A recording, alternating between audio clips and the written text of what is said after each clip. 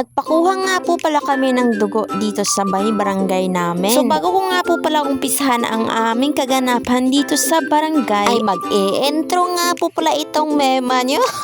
Walang ko kontra ha, kontra mo na kay buksok tamuron. So as I end my life as a vlogger is, there is a isulan for today's video mga men. Itong tiyuhin ko nga at tiyahin ko nga po pala yung kasama ko papunta sa barangay. At kagad mga mema ay nakarating na nga po pala kami dito sa may barangay namin. O diba, ang bilis, kakaalis pa lang namin nakarating agad.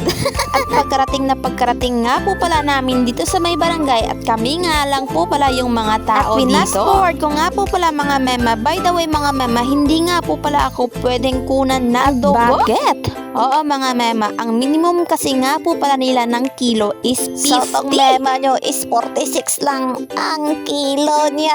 Malnourished itong mema nyo. Huy! So ang trabaho ko nga lang po pala dito mga mema ay take video na lang kasi hindi nga po pwede akong kunan. Baka mahimatay ako sa loob. Huy! Nako! Na mahimatay niya dito. Wala na may mima. Kailangan ibagsak takaran na. Balik nga po pala tayo dito sa pagkukuha ng dugo. By the way mga mema, sinamahan ko nga po pala itong pinsan ko sa loob. So wala lang, para makakuha lang ako ng video.